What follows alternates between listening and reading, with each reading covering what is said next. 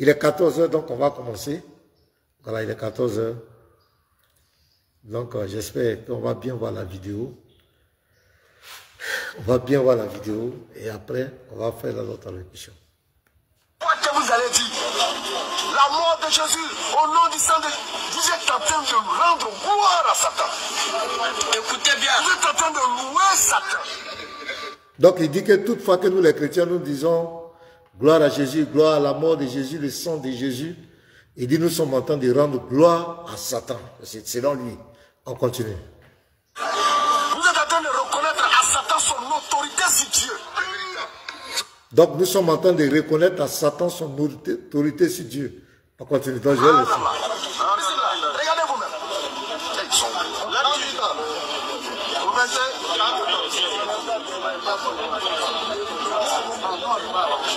Maintenant, vous cherchez à me faire mourir, moi.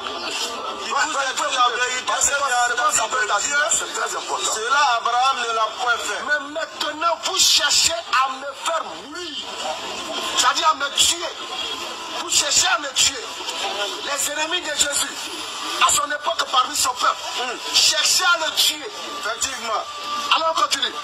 Vous faites les œuvres de votre Père. Jésus rappelle à ses ennemis meurtriers, assassins de prophètes, qu'ils accomplissent les œuvres de leur Père. Il lui dit, nous ne sommes pas des enfants illégitimes. Nous avons un seul Père, Dieu. Jésus leur dit, si Dieu était votre Père, vous m'aimeriez. Car c'est de Dieu que je suis sorti. Donc Jésus et que je viens. Jésus a balayé le fait qu'ils se considèrent comme enfants de Dieu.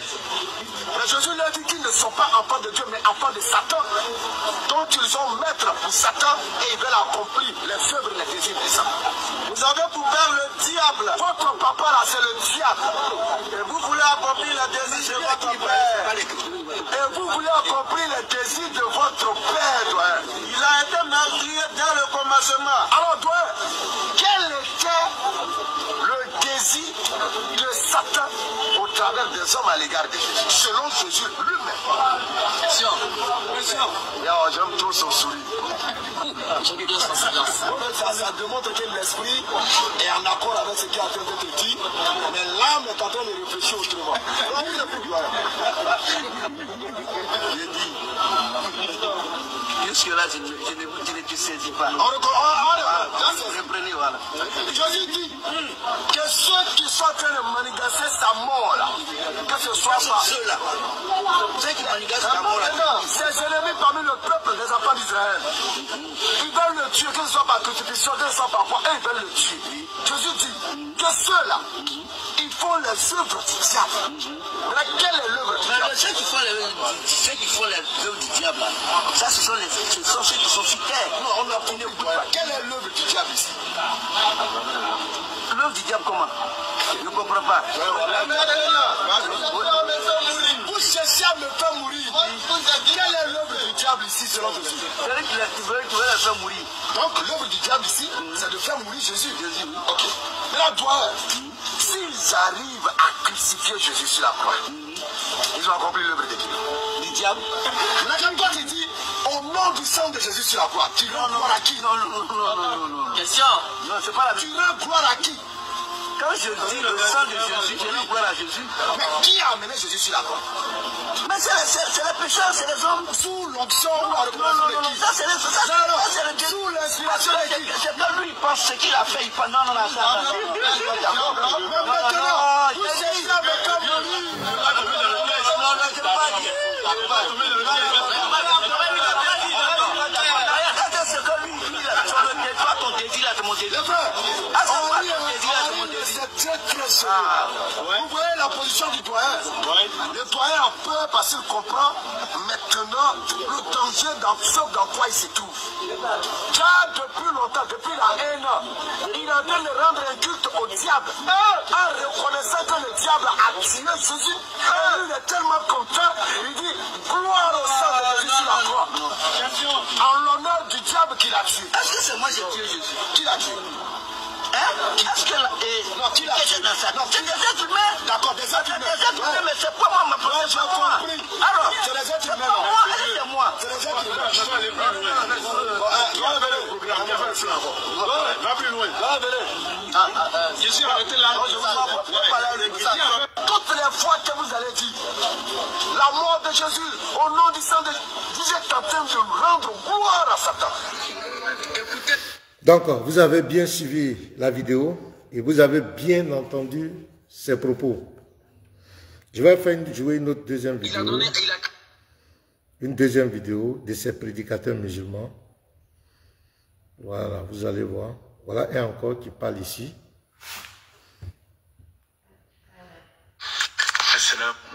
Mon Dieu n'a pas besoin de sacrifier un être humain pour parler un péché.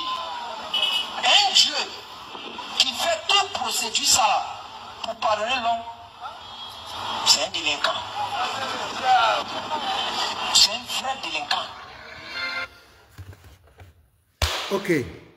Donc, vous venez de suivre ces différentes vidéos. Je voudrais que vous partagez et on va vous démontrer aujourd'hui que ces gens sont des ignorants et ils savent devant qui ils racontent ces inepties. Donc, je vais vous dire d'abord que ces prédicateurs musulmans, quand vous les voyez en train de parler comme cela de la foi des chrétiens, ça ne c'est pas de façon fortuite. Ça dit qu'ils lisent des versets du Coran, c'est à partir du Coran qu'ils viennent maintenant narguer les chrétiens. C'est sur quelle base? Ils se basent pour rejeter tout ce qui est la mort et la résurrection du Christ. Parce que le fond du problème, c'est ça. Sourate 4, verset 157. C'est le Coran qui dit ça. Sourate 4, verset 157 dit quoi? Voilà. Il dit quoi? Et à cause de leurs paroles, nous avons vraiment tué le Christ, Jésus, fils de Marie, le messager d'Allah. Ah, ils ne l'ont ni tué ni crucifié, mais ce n'était qu'un faux semblant. Et ceux qui ont discuté sur son sujet sont vraiment dans l'incertitude. Ils n'en ont aucune connaissance certaine. Ils ne font que suivre des conjonctures et ils ne l'ont certainement pas tué. Donc, c'est à la base de ces versets qu'ils viennent maintenant dans la Bible pour vouloir nier la mort et la résurrection du Christ et en cherchant tout prétexte d'ironiser cela. Mais ici, on va se poser des questions avant de commencer. Ici, il y a deux mots qui vont nous interpeller. Le faux semblant. Mais demandez à ces prédicateurs musulmans de nous expliquer ce que c'est que le faux semblant. Qu'est-ce que signifie le faux semblant? Faux semblant. Deuxièmement, il dit, ils ne font que suivre des conjonctures. Ils ne l'ont certainement pas tué. Donc il dit, ils n'ont aucune connaissance certaine. Donc je vais vous dire quelque chose. Quand vous abordez le faux semblant, vous allez comprendre que ce sont les musulmans même qui sont dans les conjonctures. Sinon, tous les chrétiens, tous les bons chrétiens, il n'y a aucune conjoncture. Tous les chrétiens reconnaissent que le Christ est bel et bien mort et ressuscité. Il n'y a pas de débat. Tous les bons chrétiens, il n'y a pas de débat. Mais le faux semblant, tantôt on va te dire que c'est l'apôtre Jean, tantôt on va te dire que c'est Judas, tantôt on va te dire que c'est Simon de Cyrène, tantôt on va te dire, c'est eux qui sont dans l'incertitude. Et demandez-leur le faux semblant, ça veut dire quoi? Qu'est-ce qui signifie le faux semblant? Le faux semblant, c'est de la tromperie. Ils disent que Allah a changé le visage, il a pris un innocent à la place de Jésus, il a changé le visage, il a donné le visage de cette personne. Donc c'est lui qui a trompé, toute l'humanité. Parce que si Jésus allait vraiment, si il y avait une personne qui est montée à la croix et qu'ils ont changé ce n'était pas Jésus et que c'est une autre personne qui était à la croix, ça dit que c'est le Dieu là qui a trompé les gens. Non seulement il a trompé Marie, et il a trompé tous les... Donc c'est lui-même qui est le fondateur du christianisme. Donc c'est lui. Et lui qui a fait le faux semblant, c'est qui? Est-ce que c'est Satan? Parce que le faux semblant dit qu'il y a quelqu'un qui est là à la croix. Et que Allah a changé son visage. Si ce n'était pas Jésus, ben il a mis l'autre visage. Donc il y a quelqu'un qui est là à la croix. Maintenant, celui qui a envoyé le faux semblant à la croix, c'est qui? C'est Satan, bien c'est Allah. Question. C'est Satan, bien c'est Allah. Donc ça tente par la thèse. Donc c'est sur ce verset qui s'appuie pour venir maintenant dans la Bible, pour venir maintenant discuter avec les chrétiens. Maintenant, pour ironiser, rabaisser les chrétiens, pour banaliser, minimiser l'œuvre de Jésus à la croix, ils vont dire que ça vient de Satan maintenant. Et c'est ce qu'il a dit. Il dit que ça vient de Satan. Donc, quel est le verset qu'il prend? Il prend Jean 8. Jean 8. D'abord, Jean 8 ici ne parle pas de la mort rédemptrice de Jésus. Non. Jean 8 ne parle pas de la mort rédemptrice de Jésus. Ça ne parle pas de ça. On va lire simplement Jean 8, le verset, voilà, le verset 40 et suite. Mais maintenant, vous cherchez à me faire mourir, moi qui vous ai dit la vérité que j'ai entendue de Dieu. Cela, Abraham ne l'a point fait. Vous faites les œuvres de votre Père. Il lui dit, nous ne sommes pas des enfants illégitimes, nous avons un seul Père, Dieu. Jésus lui a dit, si Dieu était votre Père, vous m'aimeriez. Car c'est de Dieu que je suis sorti et je viens. Je ne suis pas venu de moi-même, mais c'est lui qui m'a envoyé. Pourquoi ne comprenez-vous pas mon langage? Parce que vous ne pouvez écouter ma parole. Vous avez pour père le diable et vous voulez accomplir les désirs de votre père. Il a été maîtrisé dès le commencement et il ne se tient pas dans la vérité parce qu'il n'y a pas de vérité en lui. Lorsqu'il profère le mensonge, il parle de son propre fond car il est maîtrisé et le père du mensonge. Vous comprenez? Ici, Jésus ne parle même pas de sa mort à la croix. Il ne parle pas de l'acte qu'il va accomplir à la croix pour sauver l'humanité. Ce n'est pas de ça que Jésus parle. Ici, Jésus est en train d'étaler le cœur de ces Juifs qui ont toujours fait du mal aux prophètes. Parce que quand les prophètes viennent leur enseigner la parole, ils ne veulent pas écouter, ils se retournent contre ces prophètes. C'est de ça que Jésus parle. Il ne parle pas ici de sa mort à la croix pour le salut de l'humanité. Je mets quiconque au défi. Ce n'est pas de ça que Jésus parle. Il ne parle pas ici de sa mort à la croix. Il ne parle pas de son sacrifice qu'il allait opérer pour toute l'humanité à la croix. Ce n'est pas de ça que Jésus parle ici. Ici, Jésus est en train de révéler l'état du cœur des Juifs. Ce qu'ils ont toujours fait. Quand on leur dit la vérité de Dieu, ils l'ont toujours rejeté et ils se retournent contre les prophètes. Et Jésus dit que le comportement que vous avez, ça vient du diable. C'est de ça que Jésus est en train de parler ici. Ici, il ne parle pas de sa mort à la croix, sa résurrection à la croix pour sauver l'humanité. Ce n'est pas de ça que Jésus parle. Donc vous voyez, ces gens sont des manipulateurs. Ici, Jésus ne parle pas. Jésus lui-même là, il va parler de sa mort à la croix.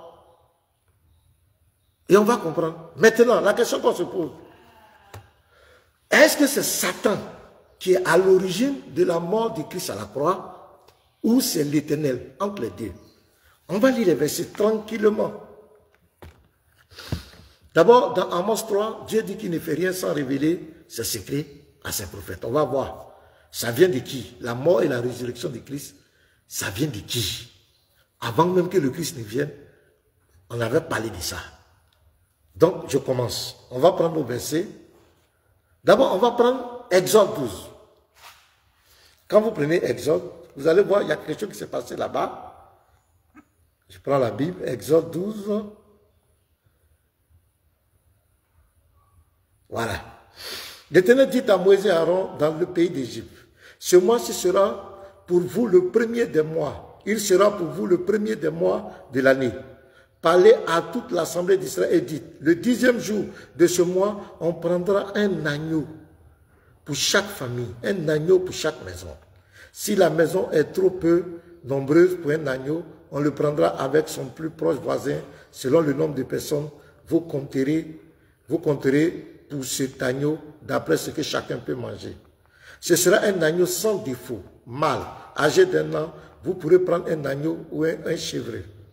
Vous le garderez jusqu'au 14e jour de ce mois et toute l'assemblée d'Israël l'immolera entre les deux soirs.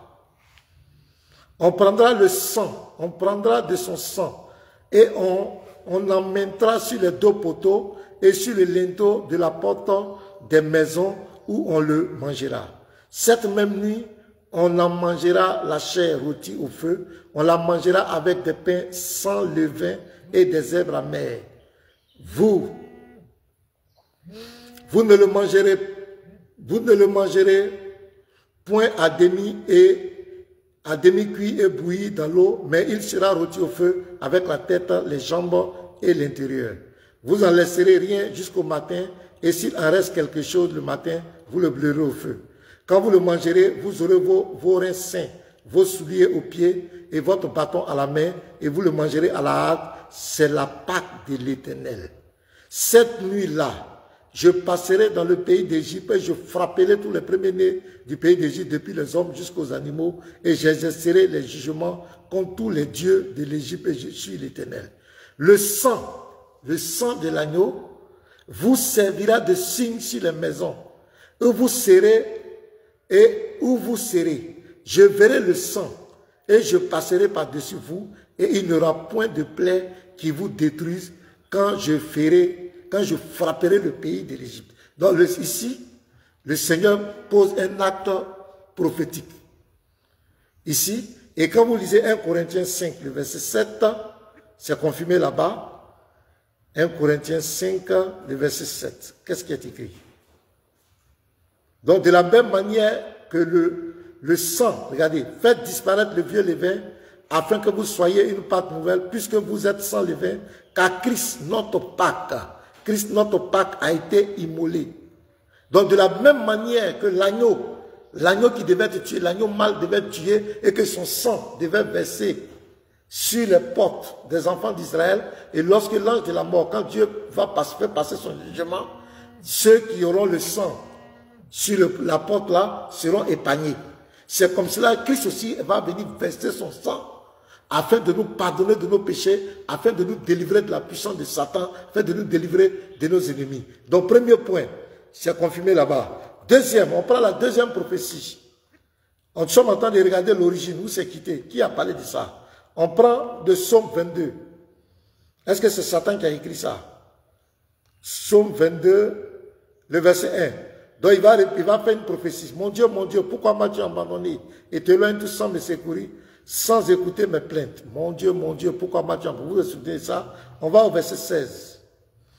Il dit, car des chiens m'environnent, une bande de céréales rôde autour de moi. Ils ont percé mes mains et mes pieds. Donc il y a une prophétie qui est là qui dit qu'il y a quelqu'un dont les mains seront percées et les pieds seront percés. Je pourrais compter tous mes os. Et ils observent, ils me regardent. Ils se partagent mes vêtements. Ils tirent au sort ma tunique. Tu as vu? Donc ici, il y a une prophétie claire de David. Dieu lui révèle qu'il y a quelqu'un, arrivé à un moment donné, aura les mains percées, les pieds percés. Ça on appelle la crucifixion. Et ils vont partager ses vêtements. On va lire l'accomplissement de la prophétie. Ça s'accomplit nous. Jean 19, verset 23. Vous allez voir. Ça tombe à pile. On n'a pas encore entendu le nom de Satan dedans. Hein? Jean 19, verset 23. Qui nous dit quoi? Les soldats, après avoir crucifié Jésus, ils perçaient mes mains et ils perçaient mes pieds. C'est ça la crucifixion. Prit ses vêtements et il en fit. Ici, qu'est-ce qui est dit? Qu'est-ce qui est dit ici? Voilà. Il se partage mes vêtements, il tire au sort ma tunique. Écoutez très bien. D'abord, il dit quoi? Les soldats, après avoir crucifié Jésus, prirent ses vêtements, comme il est dit ici. Ils se partageaient mes vêtements. Et il en fit 4 parts, une part pour chaque soldat, ils se sont partagés. Il prit aussi sa tunique qui était sans couture, d'un seul tissu depuis le haut jusqu'en bas, et il dit entre eux, ne la déchirons pas, mais tirons au sort. Qu'est-ce qui est dit ici? Il se partagea, il tire au sort ma tunique. C'est Satan qui a parlé ici? Non, ce n'est pas Satan. C'est Dieu qui prophétise. On va aller encore. On va dans Ésaïe. Ésaïe 53. Là-bas, ça sera encore plus éloquent. Ésaïe 53. Donc, nous sommes en train de chercher l'origine de la mort du Christ. Dans le premier verset, Jean 8, verset 40 ensuite, ne parle pas de la mort salvatrice. Jésus est en train de révéler l'état des cœurs des Juifs, leur méchanceté. Tout le comportement qu'ils ont eu envers tous les prophètes. C'est ce qu'il est en train de dire. Il ne parle pas de sa mort à la croix. Vous pouvez lire. On va maintenant aller. On va vous donner tous les versets où Jésus parle de sa mort à la croix. Ésaïe 53, le verset 1 à 12. Vous pouvez lire tout le chapitre, mais moi je vais lire le verset 10 seulement. Il a plu à l'Éternel de le briser par la souffrance. Après avoir livré sa vie en sacrifice pour le péché. Qui livre la vie ici? Après avoir livré sa vie en sacrifice pour le péché. C'est l'Éternel qui a l'origine. C'est l'Éternel lui-même qui a l'origine. Et je vais vous le montrer. On va encore dans Zacharie. Zacharie 12. Qu'est-ce qui est écrit? Zacharie 12. Le verset 1. Oracle, parole de l'Éternel sur Israël. On va au verset 10. Alors je répandrai sur la maison de David et sur les habitants de Jérusalem un esprit de grâce et de supplication, et ils tourneront les regards vers moi, celui qu'ils ont percé. L'Éternel dit qu'il sera percé.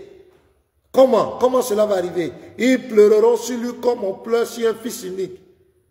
Donc c'est lorsqu'il va porter la tunique du fils unique que c'est là qu'il sera percé. À quel moment? Qui a été le fils unique? Jean 1.1, au commencement était la parole. La parole était avec Dieu, la parole était Dieu. Verset 14, et la parole a été faite chair, elle a habité au milieu de nous, pleine de grâce. Nous avons contemplé sa gloire comme la gloire du Fils unique venu du Père. Donc ici, il dit qu'il doit être percé. L'Éternel dit qu'il doit être percé. Mais pour qu'il soit percé, il faut qu'il devienne le Fils unique. C'est-à-dire qu'il doit revêtir, il doit devenir un homme, il doit se faire chair. Mais ici, ce n'est pas Satan qui prophétise. C'est Dieu lui-même qui parle, qui prophétise ici. Avant même que le Mashiach vienne sur la terre, c'était déjà prédit. Maintenant, regardez, le chaos, maintenant, on va montrer que ces gens sont des ignorants. On va prendre, simplement prenez 1 Pierre 1. Vraiment, 1 Pierre 1, je prends. Prenez votre Bible, les frères. Prenez, notez. 1 Pierre 1, le verset 18 à 19. Voilà. Qu'est-ce qui est écrit? Écoutez très bien. Sachant que ce n'est pas par des choses périssables, par de l'argent ou de l'or, que vous avez été rachetés de la même manière de vivre que vous avez hérité de vos pères, mais par le sang précieux de Christ, comme d'un agneau sans défaut et sans tache. Comme vous avez vu dans Exode là-bas, l'agneau, la figure, la préfiguration de ce qui devait s'accomplir, l'ombre des choses à venir. L'agneau qui devait être sans tache, sans défaut. Regardez maintenant la suite du verset 20. Prédestiné avant la fondation du monde et manifesté à la fin des temps à cause de vous. Qui a prédestiné ça? C'est Satan ou c'est Dieu?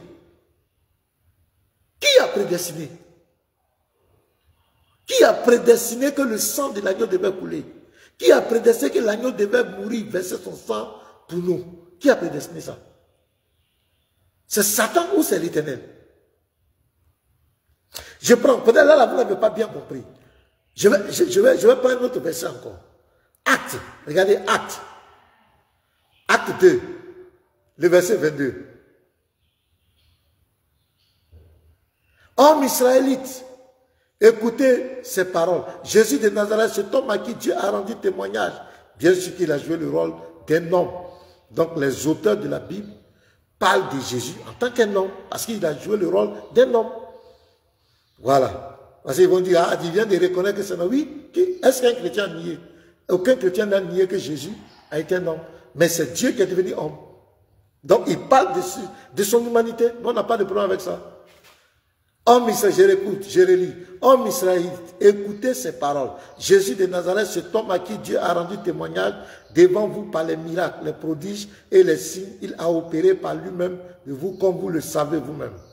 Cet homme, 23, cet homme livré selon le dessein, arrêté et selon la préscience de Dieu. Non, selon Ben Islam et sa clique, selon la présence de Satan.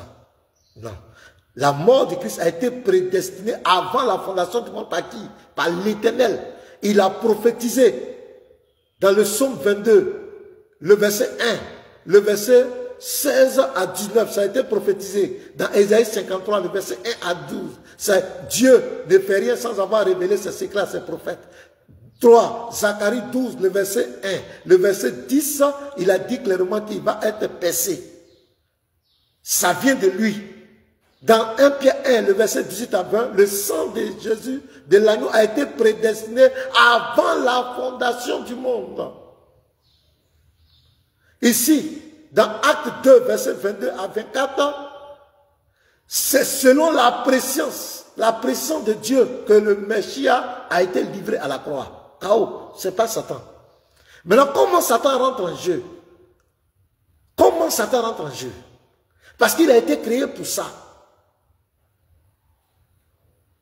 L'ange Gabriel, l'ange Michael n'a pas été créé pour ça. pour le mal. Non, il n'a pas été créé pour ça. L'ange Gabriel ne pouvait pas être à la base de la mort du Christ. L'ange Michael ne peut pas, aucun ange de l'Éternel. C'est celui qui est maîtrisé avant la fondation du monde. C'est lui qui doit être utilisé. Mais ça ne vient pas de lui. Il a été utilisé comme un simple instrument. Je vous donne les preuves. Allons-y. On prend Proverbe 16, verset 4. Qu'est-ce que l'Éternel dit là-bas? Les ignorants. Apprenez. Hein? Proverbe 16, le verset 4. Qu'est-ce qui est écrit? L'Éternel a tout fait pour un but. Même le méchant pour le jour du malheur. Donc Satan, il a été créé pour ça. Mais lui-même Satan, il ne maîtrisait pas le dossier. Il a été juste un instrument utilisé. Mais avant la fondation du monde, le Seigneur savait que le Messie devait venir, selon les Écritures, il devait souffrir. Et lui-même, Jésus va le dire. Lui-même va le dire. Quand on lit par exemple Luc 24, il va dire ça dedans. Regardez, dans Luc 24, verset 44. Regardez, après sa résurrection, regardez ce qu'il va dire. Puis il a dit, c'est là ce que je vous disais lorsque j'étais encore avec vous, qu'il fallait que s'accomplisse tout ce qui est écrit de moi dans la loi de Moïse. Comme je vous ai montré, l'agneau sans défaut qui devait être immolé, qui est notre Pâque. C'est pourquoi c'est confirmé dans 1 Corinthiens 5, 7, Christ est notre Pâque. Donc c'était la préfigure, c'était l'ombre des choses à venir. Donc il dit là, dans les prophètes, je vous ai donné David, je vous ai donné Isaïe, je vous ai donné Zacharie. Et il y en a plusieurs prophéties encore, où on parle même des pièces d'argent, tout ça là, ce qui tourne autour de sa raison. Et dans les psaumes, tout à l'heure j'ai parlé de David.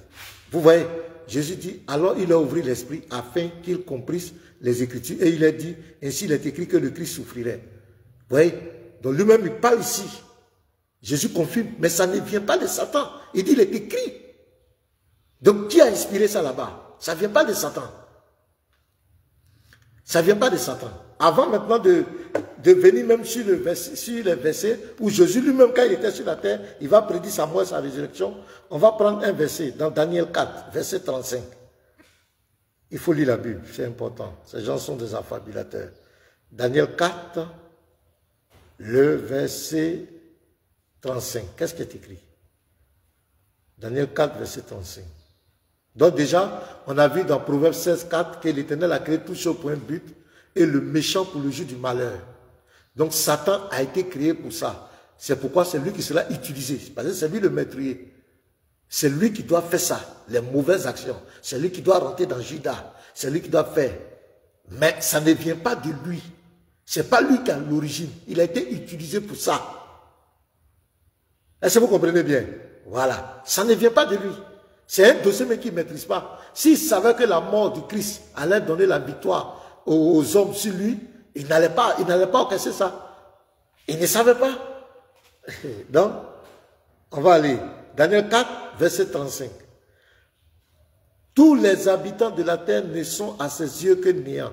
Il agit comme il lui plaît avec l'armée des cieux. Vous savez, avec les anges, que ce soit les anges déchus, que les anges propres. Et avec les habitants de la terre, et il n'y a personne qui résiste à sa main et qui lui dise que fais-tu. Donc il utilise celui qu'il veut comme il veut pour accomplir ses desseins. Et c'est Satan qui a été créé, comme le dit Proverbe 4, qui a été créé pour le jour du malheur. C'est pourquoi il va être utilisé. Mais ce n'est pas lui qui a l'origine. Donc la mort du Christ n'est pas satanique. Ce n'est pas lui qui a l'origine. Il a été juste utilisé. Donc je continue. Donc, Jean 8, verset 40 à 44 ne parle pas de la mort de Jésus à la croix. Non, Jésus est en train de révéler l'état du cœur des Juifs. Leur méchanceté contre les prophètes quand on leur dit la vérité. Voilà le contexte. Maintenant, Jésus lui-même, comme il a dit dans Luc 24, verset 44 jusqu'à 48, il a dit là-bas, je vais relire ça, et puis on va dire, puis il a dit, ça c'est après sa résurrection, puis il a dit, c'est là ce que je vous disais lorsque j'étais encore avec vous. Qu'est-ce qu'il leur a dit? On va voir ce qu'il leur a dit. Lorsqu'il était encore avec vous, on va prendre d'abord Matthieu 17, le verset 22 à 23. Lorsqu'il était avec eux, il va parler. Est-ce qu'il a dit que c'est Satan? Non. Matthieu 17, le verset 22 à 23. Pendant qu'il parcourait la Galilée, Jésus leur dit, le Fils de l'homme doit être livré entre les mains des hommes. C'est Jésus qui parle. Là maintenant, il parle de sa mort salvatrice maintenant. Voilà. Ils le feront mourir. Et le troisième jour, il ressuscitera. Il fut profondément attristé. Donc, il était avec eux. Il était en train de leur rappeler, quand il est ressuscité, il dit, voici ce que je vous disais quand j'étais avec vous. On prend un autre verset encore. Dans Marc, on va prendre Marc 8, le verset 31. Là, ça sera très spectaculaire. Là. Vous allez voir que ça sera très spectaculaire. Marc 8, verset 31.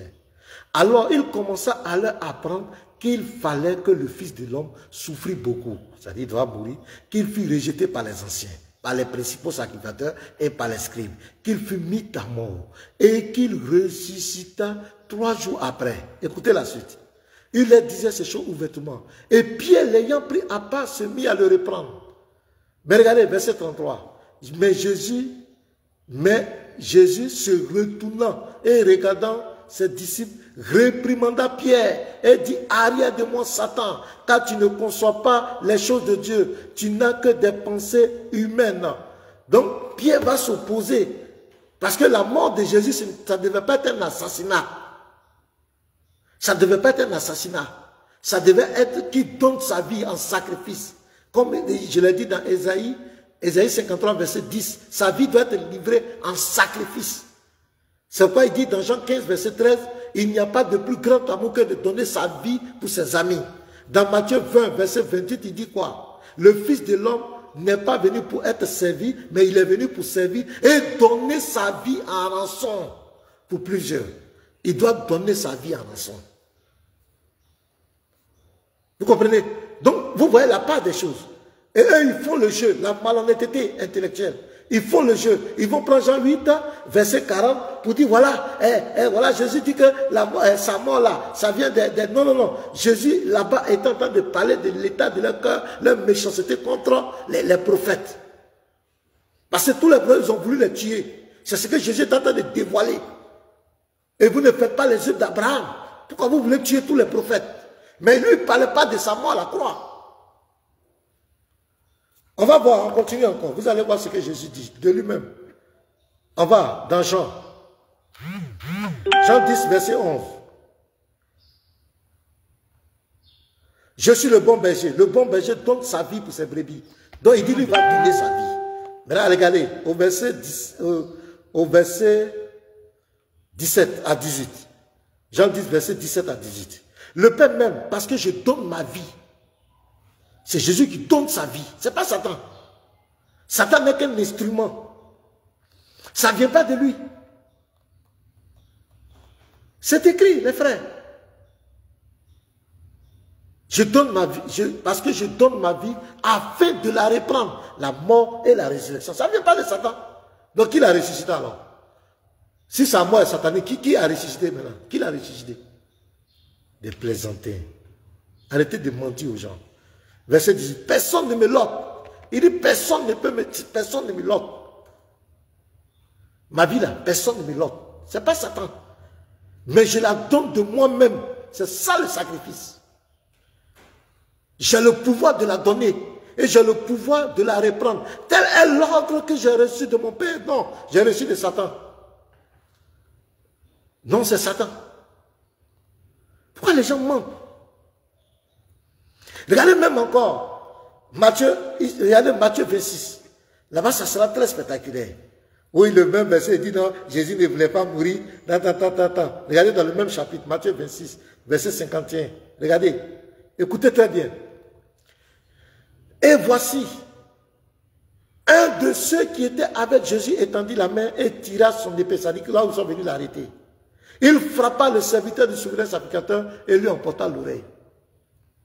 Verset 52, écoutez. Alors Jésus lui dit, remets ton épée à sa place, car tous ceux qui prendront l'épée périront par l'épée. Verset 53, penses-tu que je ne puisse pas invoquer mon Père qui me donnerait à l'instant plus de 12 légions d'anges? Comment s'accomplirait les Écritures d'après lesquelles il doit en être ainsi. Parce que les Écritures ont dit que le Messie doit mourir. Il doit venir, il doit mourir et le troisième jour il doit ressusciter. Il doit mourir pour donner sa vie pour l'humanité. Comme le dit Ésaïe 53, verset 1 à 12, vous pouvez le dire. Jésus dit, mais si vous tuez ces gens, si vous les attaquez, comment la prophétie va s'accomplir? Donc vous voyez ici, il dit, si vous voulez éviter ça là, même quand il discutait avec, c'est Ponce Pilate, il lui a dit, on t'a donné le pouvoir sur moi, toi tu n'aurais pas de pouvoir sur moi. Il avait la possibilité de se défendre. Même dans Matthieu 26, verset 59 à 66, quand le Sanhédrin, le souverain Sanhédrin l'interrogeait, il pouvait se défendre. Mais il savait que c'est pour ça qu'il est venu. Quand tu dis Jean 12, le chapitre à partir du verset 26 et suite, tu vas voir, il dit c'est pour ça qu'il est venu. Donc la mort de Christ, à l'origine, ça ne vient pas de Satan. Ça vient de l'Éternel. Avant la fondation du monde, 1 Pierre 1, verset 18 à 20, Acte 2, verset 22 à 23. Ça ne vient pas de Satan. Satan était juste un instrument utilisé parce qu'il a été créé pour ça. C'est lui qui est là pour faire le mal. Ce n'est pas Gabriel. Dieu ne pouvait pas prendre quelqu'un d'autre. Mais ce n'est pas lui. Je continue. Regardez mes frères. On va continuer encore. On va prendre un verset. Alors, on prend un autre verset. On va prendre Romains. Voilà. Vous allez voir. Parce qu'il y a le timing à respecter. Romains 5. Le verset 6. Regardez.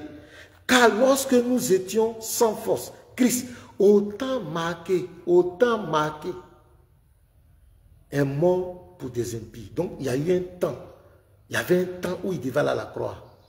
Ce n'est pas Satan qui devait décider. Il y avait un temps qui était déjà planifié. Donc, lorsqu'il parlait des Juifs dans Jean 8, verset 40, ce n'était pas le temps. Il ne parlait pas de sa mort. Il ne parlait pas de ça. Il parlait de l'état de leur cœur, leur méchanceté. Ce qu'ils ont fait à tous les prophètes. C'est de ça que Jésus parlait. Mais on dit autant marqué, car lorsque nous étions encore sans force, Christ autant marqué est mort pour des impies. À peine mourra-t-on pour un juste, quelqu'un peut-être mourra-t-il pour un homme de bien, mais Dieu prouve son amour envers nous, en ce que lorsque nous étions encore des pécheurs, Christ est mort pour nous. On dit Dieu prouve son amour envers nous. Ce n'est pas Satan. Ce n'est pas Satan.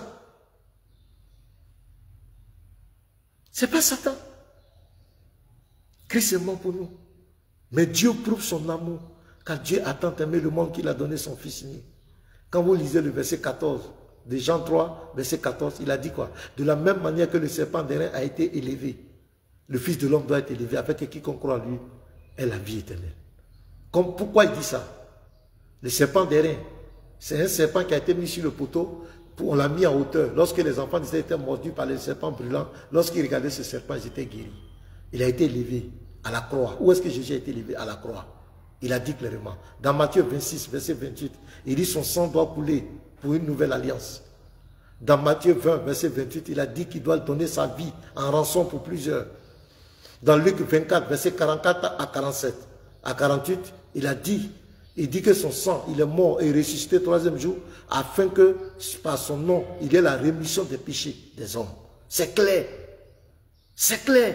Le sang de la nouvelle alliance pour la rémission des péchés. Matthieu 26, verset 28. C'est clair. En quoi peut-on dire que la mort de Christ est satanique? Vient de Satan? Non, ça ne vient pas de Satan. Ça ne vient pas de Satan. Je donne encore un autre verset où Jésus parle. Regardez, Apocalypse 1, verset 17 à 18. Quand je le vis, je tombais à ses pieds comme mort. Il posa sur moi sa main droite en disant, ne crains point, je suis le premier et le dernier et le vivant. J'étais mort et voici je suis vivant au siècle des siècles. J'étais mort et je suis ressuscité. Je tiens les clés de la mort et du séjour des morts. C'est Jésus qui parle ici. Il dit j'étais mort Et je suis vivant au siècle des siècles. Je tiens les clés de la mort et du séjour de mort. La mort du Messie ne vient pas de Satan. La mort du Messie a été prédestinée avant la fondation du monde. Satan n'a été qu'un instrument. Judas, ils ont été que des instruments qui ont été utilisés pour accomplir ça, pour le salut de l'humanité. Et nous disons Amen. Dieu est souverain. Il a décidé de nous sauver par cette voie. Nous disons Amen. Nous disons gloire à Jésus-Christ. Voilà. Donc je crois que c'est clair. Les versets sont clairs. Je vous demande de partager massivement. Je vous demande de partager massivement. Partager massivement. Taguer ces négateurs. La mort du Christ n'est pas d'origine satanique. La mort du Christ a été prédestinée avant même la fondation du monde. Avant même que Satan lui-même soit créé. Il n'était pas au courant. Il a été juste un instrument qui a été utilisé. Donc ces gens sont des affabulateurs. Ce sont des menteurs.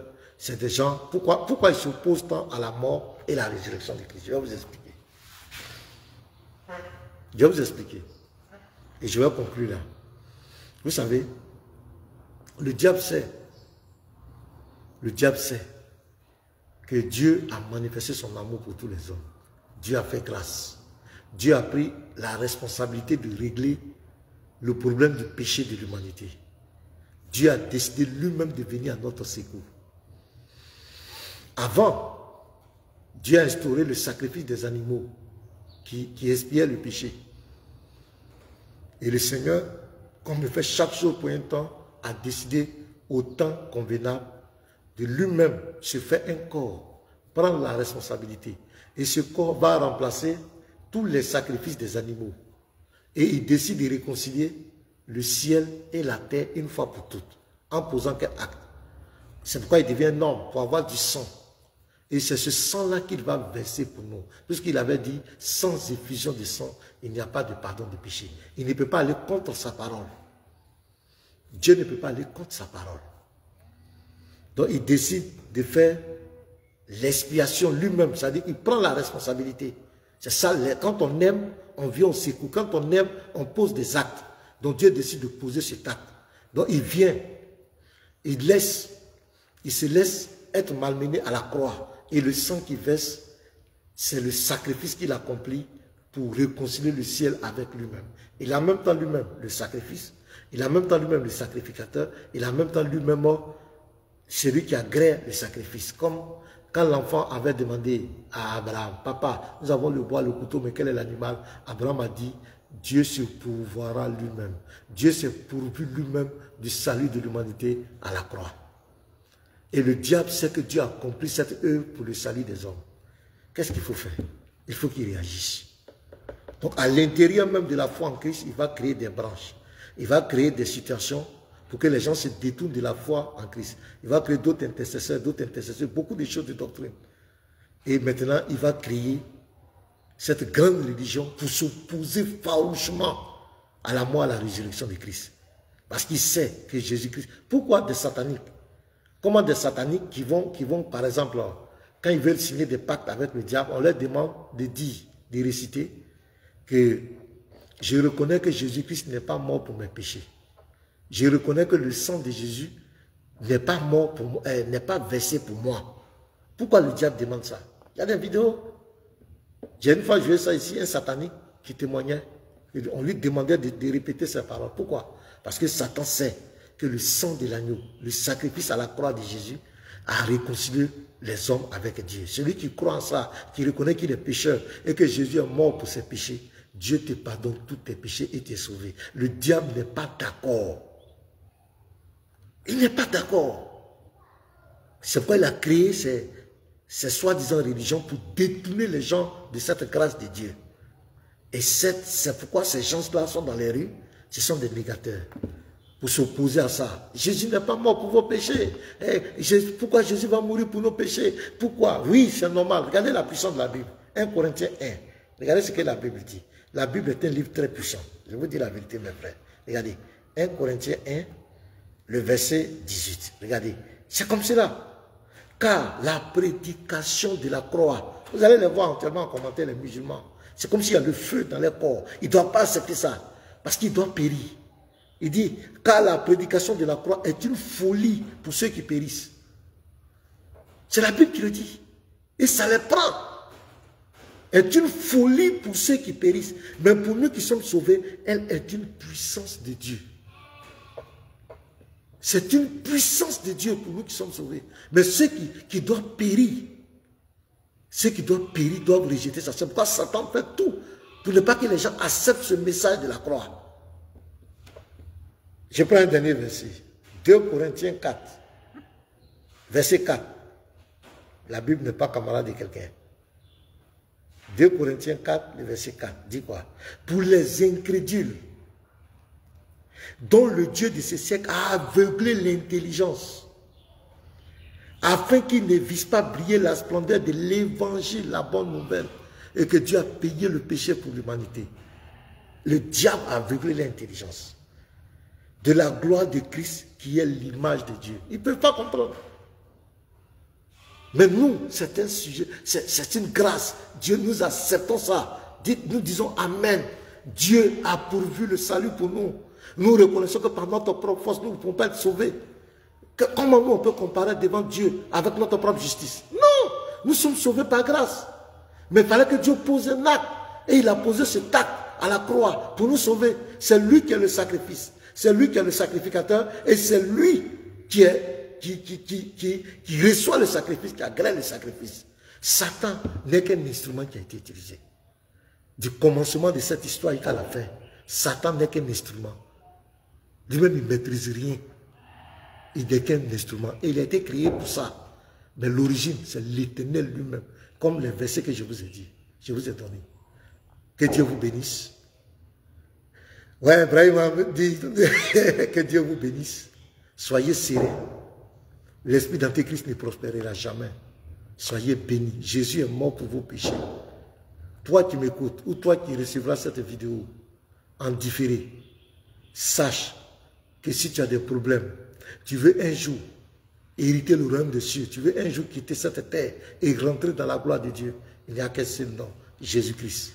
En dehors de Jésus-Christ, il n'y a pas de salut. En dehors de Jésus-Christ, toutes les religions, mettez-les à la poubelle.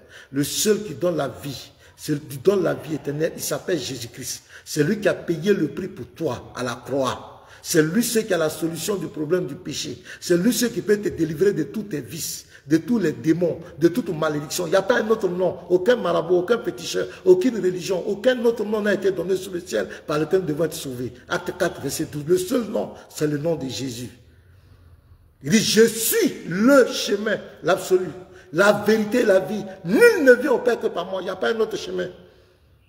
Il s'appelle Jésus-Christ. Que Dieu vous bénisse. Soyez fortifiés.